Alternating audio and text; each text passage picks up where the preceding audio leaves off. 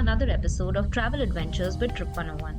Today, we're diving into the heart of Copenhagen with a true local expert, Agnethe. A native from Copenhagen with a deep love for history and literature, she's been guiding travelers through the city's popular and hidden gems for over a decade.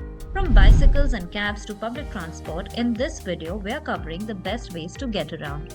Agnethe is going to share tips which you won't find in any other guidebook. Stick around because you're about to see Copenhagen through the eyes of someone who knows it best. Hello, my name is, the Danish version of it is Agnethe. I'm actually a native to Copenhagen. I got into tour guiding 10 years ago.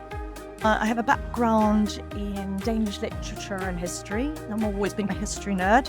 So tour guiding was the perfect job to explore that interest and share the love of my city. I've lived here all my life, so I know pretty much everything there is to know.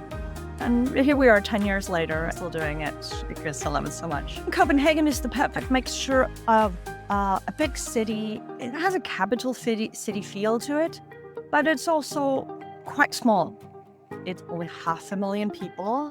To a Danish person, that's a big city. So we have people from the countryside that come to Copenhagen. They say, oh, wow, it's so big. Where do I go? How do I find my way? But that's just one part of Copenhagen. And generally, Copenhagen has this kind of cozy feel to it, but you still have the comfort of a modern capital city, great public transport, a wide variety of dining options. Locals are pretty laid back, and we have a sort of more relaxed attitude to how we live our life. So it doesn't come with the stress that a lot of big cities do, but there is still the opportunities and the excitement that you would generally feel in Europe.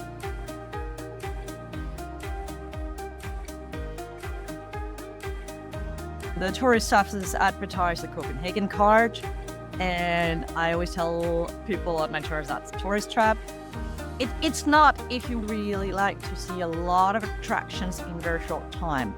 I would say go on a museum or attraction marathon.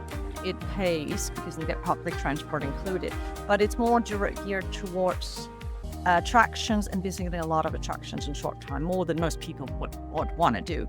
Then there's another travel pass, not well advertised, that's called Copenhagen City Pass. And you can buy that from the ticket machines.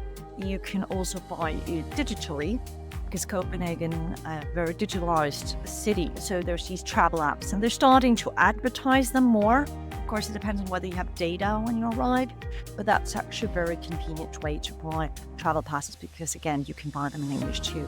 The one only used is the DOT, and that's where you can buy both regular single tickets and you can buy the day pass, multiple day pass called Copenhagen City Pass. The Copenhagen City Pass comes in a small version, small pass that covers the entire city. If you're staying in Copenhagen, buy that. And it covers all the city, and the minimum is 24 hours. If you want to stay for multiple days in Copenhagen and you're visiting wider areas, so I would say ideally, you want to figure out where you want to go, how far you want to go out of the city before you arrive, just so you're not wasting your money. But you can use that for all public transports, the Copenhagen City Pass.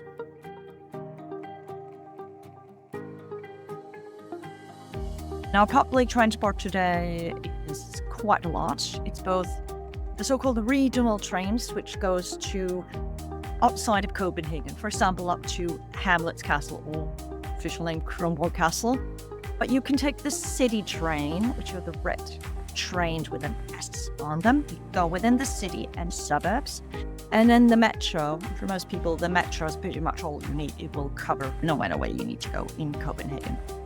We also have buses and public ferries. If you explore Copenhagen Harbour, the city pass works for public ferries, which is very practical because in the public ferry, it's actually hard to buy the tickets on location. The Copenhagen City Pass is something I recommend a lot.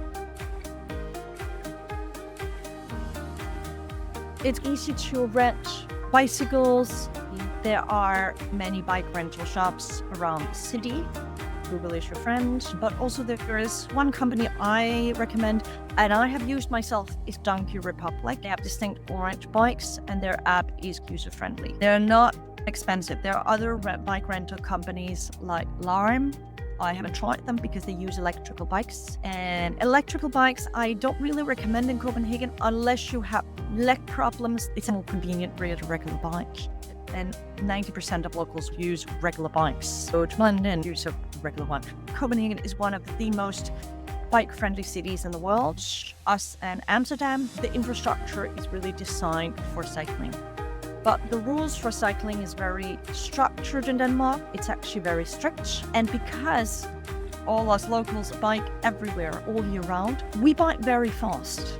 So it can be stressful to bike in Copenhagen if you don't know the rules and if you don't know where you should go. I hear this from people. If you're not used to biking in a big city, it can be stressful. Even be dangerous if you're not careful, and especially if you bike in rush hour from Monday to Friday, so when everyone's going to work or coming back from work. So I don't necessarily recommend people biking unless they know what they're doing and they feel comfortable, just because it's not always as nice an experience as. So Go More is for general ride sharing in Denmark, but we have equivalent of Uber as well in Denmark. We don't have Uber at the moment, so if your Uber app will not work, we have a Danish equivalent called Viggo, V-I-G-G-O. It works like Uber, very user-friendly. You get better service from drivers than regular taxis. If you know the name of where you're going, but you don't know how to say it, you can put it in the app. Just like Uber, if you go to a country, you don't know the language, it saves you the hassle. And I personally used Viggo and had good experiences with the drivers. Taxi drivers are okay, but not the most service-minded in Copenhagen. Good drivers are. Plus, you know exactly what your ride is going to cost you. It will tell you in the app. Whereas the taxi use meter. And taxi drivers sometimes take the long way around if they normally go with travelers.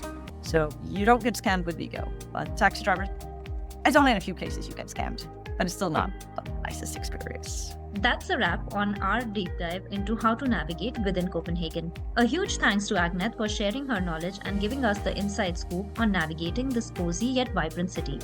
If you found this video helpful, don't forget to like, comment and subscribe for more expert travel tips. Let us know in the comments, what is the first thing you'll do when you visit Copenhagen? Until next time, happy travels!